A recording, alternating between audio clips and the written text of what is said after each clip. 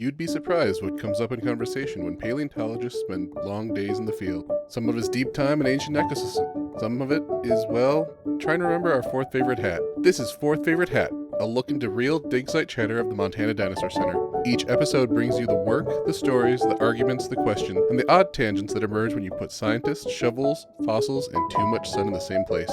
And yes, every guest still has to answer the only question that really matters. What's your fourth favorite hat? Let's get started. Hello, my name is Andy, and my fourth favorite hat is my South Dakota Badlands dad cap. I'm Brett, and my fourth favorite hat is my Lake Champlain Lake Monsters baseball cap. I'm Bryce, and my fourth favorite hat is my wide-brimmed Denver Zoo hat. We've talked plenty about how we've work in the field, what it's like working in the museum with its exhibits, but I think a point that we haven't covered enough of is the unsung hero of paleontology, fossil preparation. You'll commonly hear us call it prep throughout this. That's just short for fossil preparation because, quite frankly, saying that will get annoying every single time. This is the skill that really tests your ability to remain patient. There's a rough time conversion, for body fossils at least, that every hour of field work is 6 to 12 hours of lab work.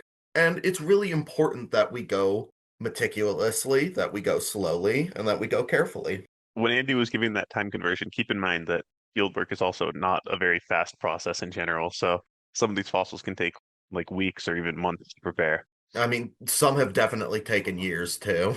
Yeah, it can definitely end up being very hard or very easy depending on how it goes. If it's an easy fossil in the field, it's going to be easy in the lab, but I'm speaking in relatives. If I just kind of pop out a Judith vertebra from the ground, that took maybe 10 minutes to do, it's not going to take an obscenely long time in the lab. Stuff like that. It's important to move slowly and with purpose so that you don't irreparably damage the fossil. In the museum, we do a lot of preparation on, believe it or not, hadrosaur fossils. Longtime listeners will know hadrosaurs are super common in, I was going to say the Two Medicine Formation, but really any late Cretaceous deposit that's terrestrial has a lot of hadrosaurs.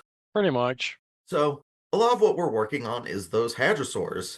Now, not only hadrosaurs, we also work on some tyrannosaur material, some armored dinosaur, the ankylosaurians, but a lot of hadro material, and it requires a wide range of different tools. Stuff like air scribes, which are, what's the best way to describe an air scribe? Little pneumatic jackhammers. Yeah, kind of. I would say.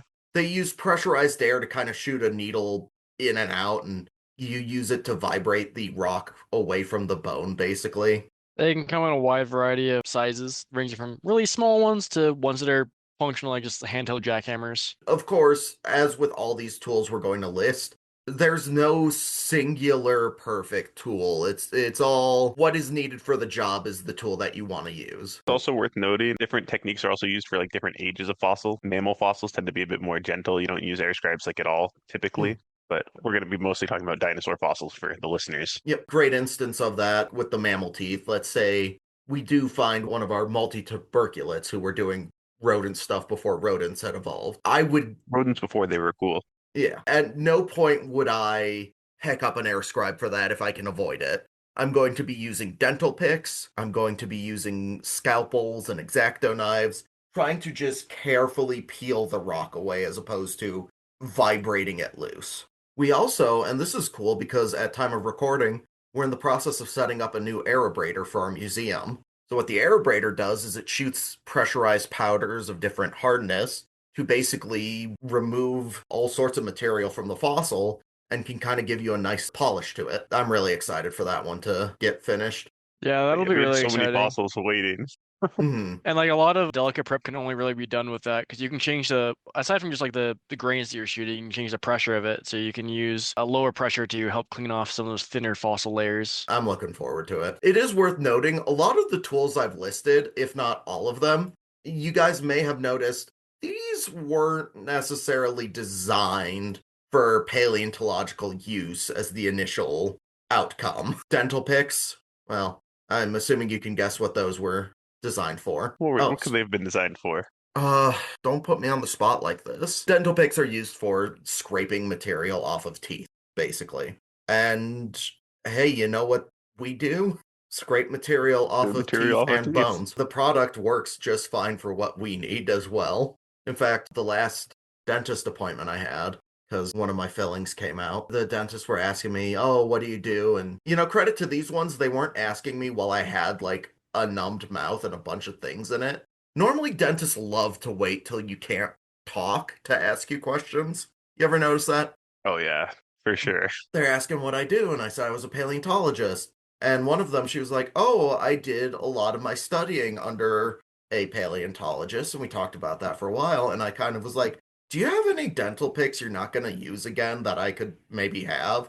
And she pauses and thinks, like, I've never been asked that question. I'm like, "Sorry, was that overstepping?" She was like, "No, we've been trying to figure out how to get rid of these. I got a donation to our museum that way." One time at my dentist, we were just talking about what I do, Yeah. and he was interested in it. I started telling him about like different types of teeth between like different extinct mammals and dinosaurs and everything. He got super interested by it, so I ended up talking to him Yeah. for like an hour after the appointment ended. He I kept mean, asking questions. there is significant overlap between paleontology and any other science, but also just like dentistry specifically. Yeah, I've had pretty similar experiences where like my dentists are usually pretty interested to hear that their dental tools are actually used for fossil preparation as well. Mm-hmm. And it's not just dental tools we use, like an X-Acto knife is what was that originally for? Like crafts?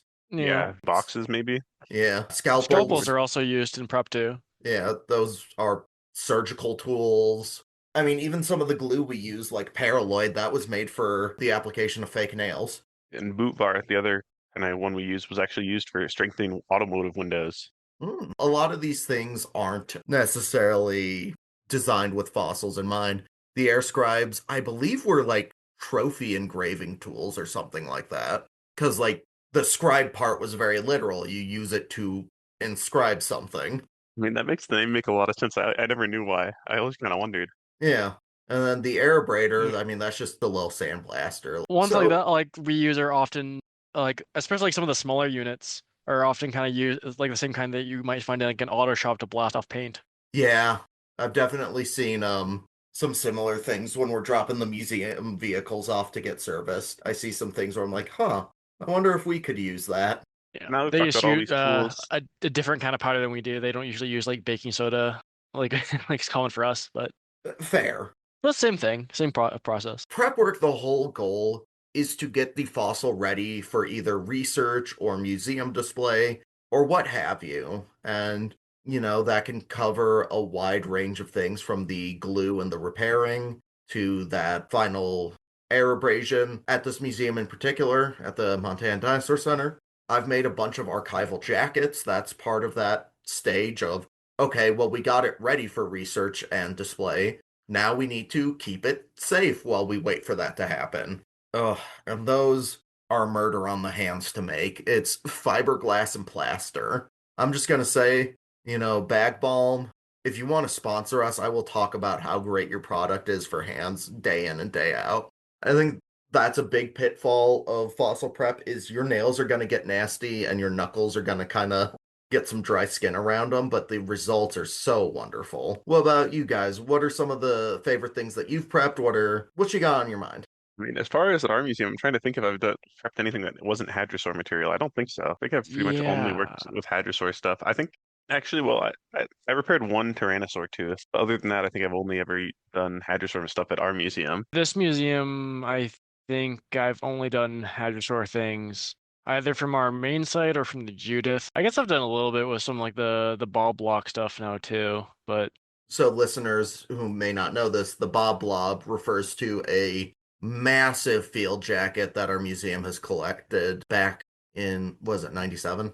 something like Yes, that. that's Yeah. correct. So, for reference, I was born in 97, so the fossils were not found by me. People will ask that all the time, like if I'm giving a tour, they're like, "Oh, so you found this?" I'm like, "No, I wasn't here yet. They weren't just hiring random babies." What? Why not? I don't know, something about labor laws. Mm, But do you have a favorite bone that you've prepped, either at our museum or anywhere? I think the favorite thing I prepped was not at our museum, but it was at another museum I worked at, the Western Science Center, which does mammals. We were working on a bunch of like micro stuff, and it was like very hard to prep that stuff. We were working on salamander teeth, but it was completely Ooh. different process because they were coming from like a very wet clay, so you had to keep them wet the whole time you were prepping them, which was very different. We don't really Mhm. have that problem here. For like micro prep with micro picking. During my geology degree in undergrad, we spent a lot of time with foraminifera. So the best way Mm. I could describe them is like shelled amoebas. They're still around as a overall group, just the species we were working on were extinct.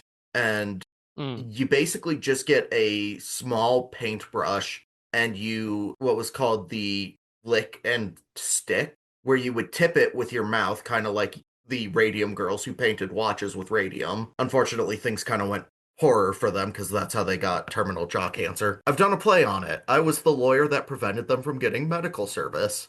Anyways, you would do the lick and stick where you tip it with your mouth and then try to pick up the forams while looking under a microscope. You done any micro prep, Bryce? A little bit. Most of the stuff that I've done like over in Denver, which is where I've done the majority of my prep. I did a little bit on like this one mammal jaw from the Denver Basin Formation. Of course, mainly that involved like a lot of like dental picking as well, but a little bit of microscribing just to get it closer to the bone itself before we get to the more detailed work. One of the prep techniques I haven't used since my master's program, but it was a Mm. Dremel because they were just in iron oxide concretions and we just had to Dremel those down. Sounds hard. Yeah, Yeah. it was some I can't mosasaur say I've ever had to material. use a Dremel yet. I mean, it was fun to try something new. It wasn't an easy experience, we'll say. For me, favorite things, I'll do multiple favorites for Yeah, funsies. I'll allow it. At our museum, probably this one big old turtle shell that museum director Dustin and I were working on earlier Was it this year. was it the flatter one or the more rounded one? The rounded one, the plastron. Gotcha, guys. So we've got what, like five pretty intact turtles. Is it five or four? I think we at least have 4 out right now. Yeah. We We're might have more working on elsewhere. setting up an exhibit about prehistoric turtles, and I'm excited for that. I like turtles. Yeah, that'll be lots of fun. And then over in Denver land, I think one of the more fun things to prep would have been this pretty large section of articulated tail. It was about 23 vertebrae with the chevrons and neural spines of a hadrosaur tail towards the front, but not quite at the front yet of it. Tail. Was there enough That Do you was know pretty what material? fun. hadrosaur it was? It's from the one that I'm doing some research on that will hopefully be published sometime this year. Hopefully, we'll see how that You should tell us goes. the name, and I'll definitely bleep it out. Oh yeah, I'm sure. That's a funny name. It is very good. Listeners, that was actually the sound that Andy chose to dub over the actual name. It's Yeah, a I'm secret. definitely good at enough at editing to do that. I think so, probably. No, You've been editing like what, like 18 or so episodes now, maybe? yeah, I think look, I'm passable. I these are functional edits. I don't know how to like censor you other than just cut the stuff out. Well, all you'd really need to do for that one is do a cut and then splice in the random sound, which is what you Yeah, did. but I So only know how to get like the random sound for me. So I guess I could just like ADR it by like screaming and using that as the file. You could just have Bryce do the sound now. that's true. I mean, I already did the sound earlier, and that's what you used, and then you cut out my original instance of using it in order to use it as the sensor. You're doing great, Yeah, Andy. not only did I do that, I'm also cutting this part out. What are you Wink. talking about? This is great. Yeah. Uh, There's also something to cover, or sorry, were you done with your statement before I continue? yeah, I suppose so. Did okay. That didn't sound very convincing. I feel like I'm talking over you now. Your inner doubts will get you. Ooh. At least my outer doubts are still my ally, right? Of course. But there's also a lot of safety precautions that we have to take when doing prep work because we're powdering rock and it goes into the air. So you got to be careful with that. So we have a very large air filter unit. This helps remove that, but also we work with what's called PPE or personal protective equipment, respiratory masks, goggles for our eyes, gloves, depending on what the project requires, all that sorts of stuff, as well as a wonderful excuse to listen to music or podcasts, headphones. A lot of these powered equipment can get pretty loud. So if you ever see like a Yeah. paleontologist prepping, a lot of places like to do what's called the fishbowl approach, where you can look in and see what we're doing like a fish. Our museum is like that. Yes. I remember when I was little seeing paleontologists at the Field Museum and having their headphones on. And I'm like, oh, they must be listening to some in-depth stuff. And now that I'm a paleontologist, I'm just like putting on audiobooks. I've been told I was kind of weird at my previous museum, and also I think at this museum. I don't remember if we've had this conversation or yet not, but if we haven't, then now we will. I'll figure out if I'm When supposed I to like, call you weird or not. yeah, whenever I do like fossil prep or whatever, I never listen to anything. I just sit there in silence.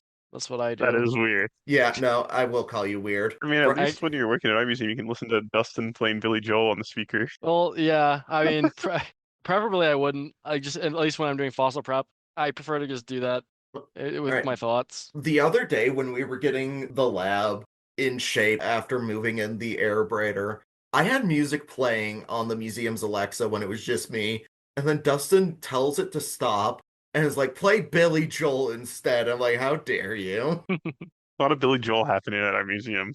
It's Yeah. true. Do you know what other kind of prep projects are really fun? What's that? The ones that are like kind of a pain. If you like do it wrong, it just like blows them up. Those are always fun. I like those. Um, The skill expression, like getting it through and like making the finished product at the end is satisfying. then I'll let you do all those. I was gonna say.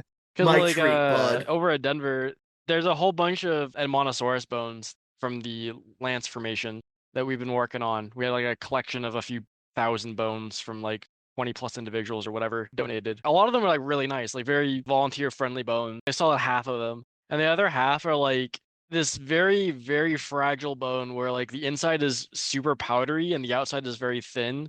And then the rock around it is like this iron claystone that often likes to just anchor onto it in certain spots at least. And there was this one that I did, which was the premaxilla, the duckbill part of the premaxilla, not the part that I extended beyond that, only like the front bit. Hey, Bryce, what's the premaxilla? And the premaxilla is the bone in front of the maxilla, which is the upper jaw.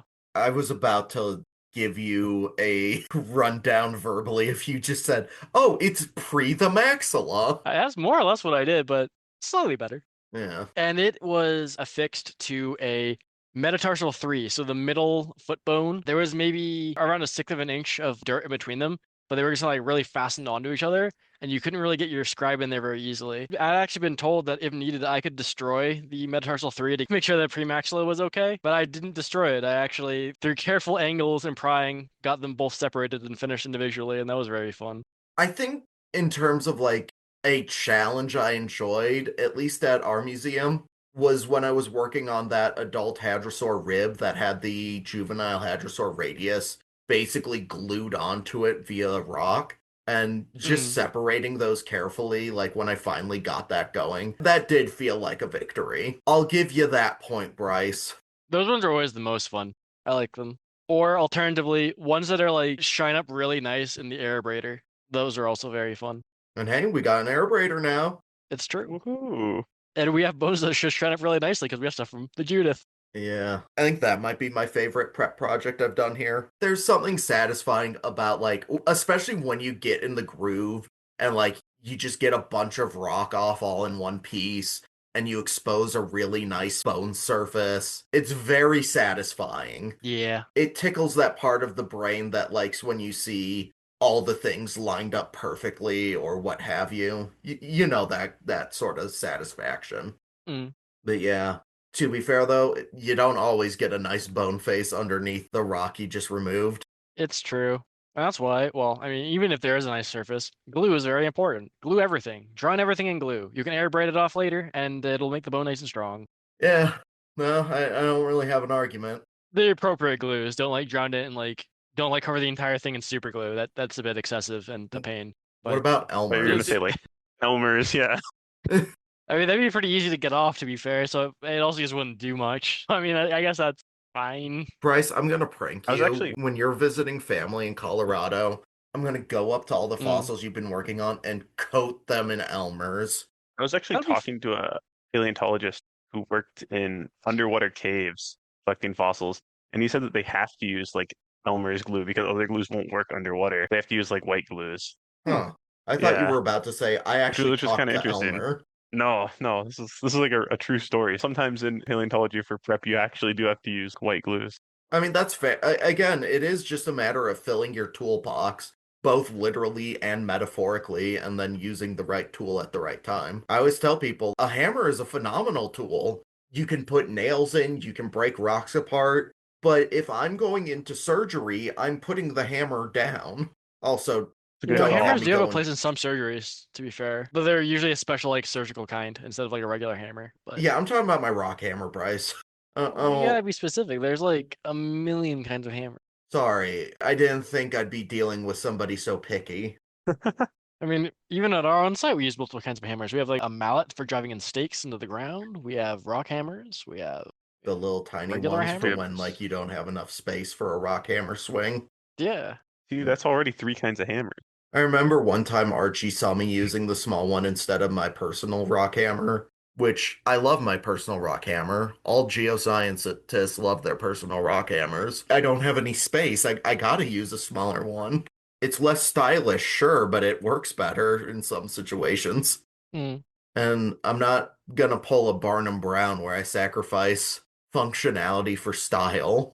That's fair. Dear listeners who are unaware, we've mentioned Barnum Brown before. He's the guy who discovered T-Rex. He would just wear a buffalo fur coat out into the field in case somebody was around with a camera.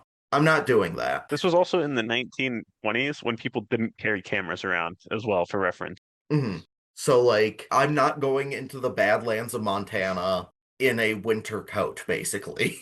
Yeah, that's a But good way to get heat exhaustion. yeah, I'm shocked there aren't more reports of him passing out from heat exhaustion. Well, if there was no photographers around to catch it. Oh, did it really happen then? I see where you're coming. Exactly. Yeah, it Yeah. might have. But also, like, I'm the social media guy, so I'm also the photographer that would be around. So it would just be me taking a picture of my own sweaty, disgusting face in bison fur clothes. We had a buffalo skin coat. I would say we should recreate like a Barnum Brown photo. Well, all right, Brett, your goal is to get us a buffalo fur coat. And I mean, if I see one, I'll let you know. I mean, there's a shop in Thermopolis, Wyoming that sells really expensive ones. The really expensive part is the problem for me. So I see you're not committed to this then.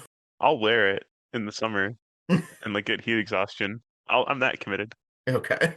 So you're willing to risk your bodily health, just not your finances. Exactly. All right. I'll do the dangerous part if somebody bankrolls it. Gotcha. I hope we taught you guys about fossil preparation and hopefully maybe even sparked some of your guys' interest to try to get involved with it. See if local museums are looking for a volunteer preparator. It's really fun to do. Almost all museums are looking for volunteers of some variety, so I mean, Yeah. yeah, you and should be able to get some worst experience, case work is- your way up. worst case is they just email you back and say, sorry, we can't right now. Like, no harm, no foul. But as always, I've been Andy, I'm Brett. I will be Bryce. and have a good one.